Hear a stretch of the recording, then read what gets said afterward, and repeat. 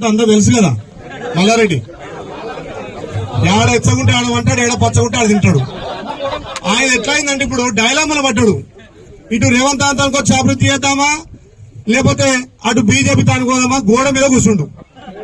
ఇప్పుడు ఆయనకి ఏం కావాలి?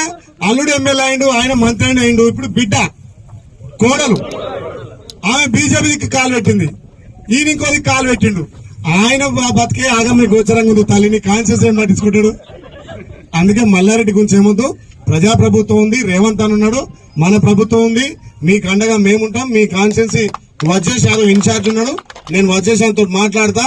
తప్పకుండా ఈ కాన్స్టిట్యున్సీ పెద్ద కాన్స్టిట్యున్సీ, మల్కాజ్గిరి అంటేనే మేడ్చల్ అంటేనే పెద్ద కాన్స్టిట్యున్సీ కాబట్టి తప్పకుండా ప్రజాప్రభుత్వంతో మీకు అన్ని విధాలా మేము అండ ఉంటాం.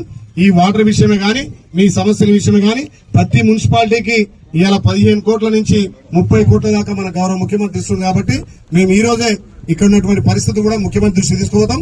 ఈ కాన్స్టిట్యున్సీ కూడా మీ నియోజకవర్గానికి కూడా మీ మున్సిపాలిటీ కూడా నిలయమంటాం. మల్లారెడ్డి గురించి పట్టించుకోకూరి. ఆయన ఇడుతుంటాడా అడుగుతాడా, ఆయన ఆగులు ఆయన ఉన్నాడు, ఆయనే ఆగన్నాడు. మిమ్మల్ని పట్టించుకోడు, పట్టించుకోడు.